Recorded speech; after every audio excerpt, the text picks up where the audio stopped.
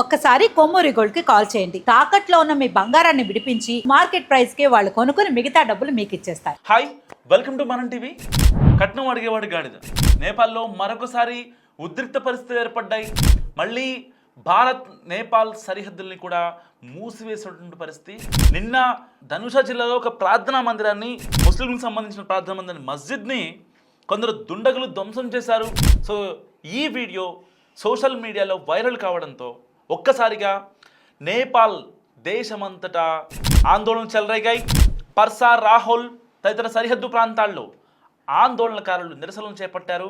కొన్ని చోట్ల ఈ ఆందోళనలు హింసాత్మకంగా మారడంతో స్థానిక యంత్రాంగం చర్యలు చేపట్టింది. ప్రభావిత ప్రాంతాల్లో కర్ఫ్యూ కూడా విధించింది. సో హిమాలయ దేశం నేపాల్లో ఆందోళనలు చెలరేగాయి. భారత సరిహద్దు ప్రాంతాల్లో మతపరమైన ఘర్షణలు చోటు తీసుకున్నాయి. దీంతో భారత్ అప్రమత్తమైంది. నేపాల్తో సరిహద్దును ఇప్పటికే మూసేసింది. సో ఎమర్జెన్సీ సేవలు మినహా ఏదైతే ఇంటర్నల్గా కొన్ని మూమెంట్స్ ఉంటాయో ఆ కదలికలపై కూడా ఆంక్షలు విధించింది.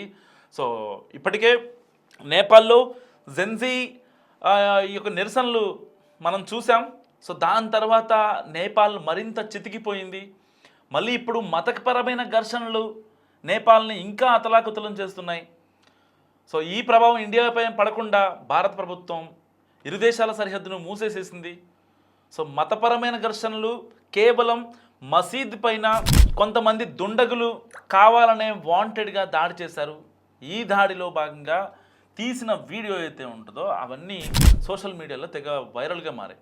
సో దీంతో నేపాల్లోని పార్సా జిల్లా బిర్గంజ్ పట్టణంలో నిరసనలు ఆందోళనకరంగా మారుతున్నాయి. ఇప్పటికే కర్ఫ్యూ విధించారు.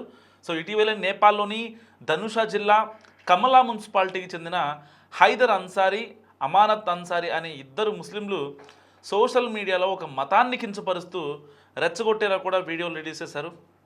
సో ఈ వీడియోలు కూడా వైరల్ కావడంతో ఆ మతానికి చెందిన వారు ఎవరైతే ముస్లింలు ఉంటారో వాళ్ళంతా రోడ్డు మీదకి వచ్చి ధర్నాలు చేస్తున్నారు. దీంతో ధనుష, పార్సా జిల్లాలో ఆందోళనలు పెరిగాయి. అండ్ స్థానికులు ఆ ఇద్దరిని పట్టుకొని పోలీసులకు అప్పగించారు. అక్కడ మళ్ళీ ఆందోళనలు ఎక్కువైపోతాయని చెప్పి.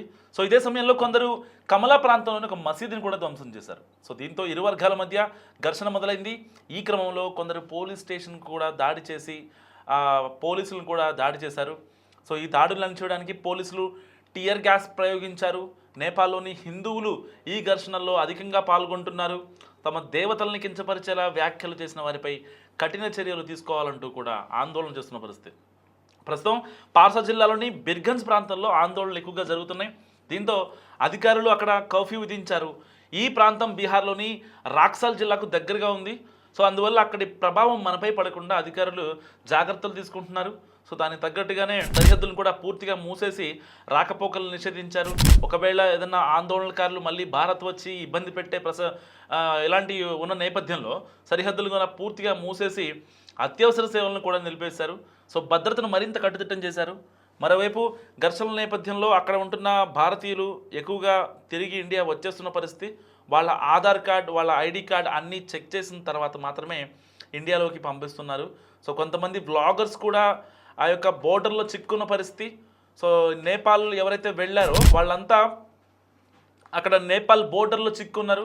సో ఎలాంటి పరిస్థితులైనా సరే వాళ్ళని తెప్పిస్తామని కూడా ఇటు కేంద్ర ప్రభుత్వం చెప్తున్నప్పటికీ అక్కడ ఉన్న ఇబ్బందులు తెలియని కావు. ఎందుకంటే నేపాల్లో ఇప్పుడనే కాదు, గతంలో కూడా మతపరమైన చర్యలు, ఇంకా ఈ ఘర్షణలు కావచ్చు, చిన్నదానికి కొట్టుకోవడాలు కావచ్చు, అది పెద్ద నేషనల్ ఇష్యూ అయిపోవడం కావచ్చు, ఇలాంటివి ఘటనలు మనం చాలా చూస్తుంటాం. సో అక్కడ ఏమి జరిగినా సరే మొదటగా సెన్సిటివ్ ఇష్యూస్ని మాత్రమే పట్టుకుంటారు. అంటే ప్రార్థనా మందిరాలని ధ్వంసం చేయడం కావచ్చు, ఇలాంటి వాటిని వాళ్ళు మెయిన్గా ఈ ఆందోళనకారులు ఎవరైతే ఉంటారో చాలా టార్గెట్గా వాంటెడ్గా చేసే ఆందోళనకారులు ఎవరైతే ఉంటారో వీళ్ళు ఈ సెన్సిటివ్ ఇష్యూస్ని పట్టుకొని వాటితోనే అక్కడ రచ్చచేయాలని చూస్తారు. ఇప్పటికే నేపాల్ చితికిపోయింది. ఇలాంటి మతపరమైన అంశాలు జరిగి కర్ఫ్యూ విధించి ఆ దేశ ఆర్థిక వ్యవస్థ స్తంభించిపోయి నిజంగా నేపాల్లో ఒక రకంగా ఎమర్జెన్సీ పరిస్థితులు ఏర్పడ్డాయని చెప్పాలి. సో ఇలాంటి నేపథ్యంలో మత ఘర్షణలు మరింత పెరిగే అవకాశం కూడా లేకపోలేదు. సో ఇప్పటికే చాలా ప్రాంతాల్లో కర్ఫ్యూ కూడా విధించారు. సో నేపాల్లో జరుగుతున్న కర్ఫ్యూ గురించి మీరేమనుకుంటున్నారో మస్తు కామెంట్ చేయండి. చూస్తూనే ఉండండి మనం టీవీ.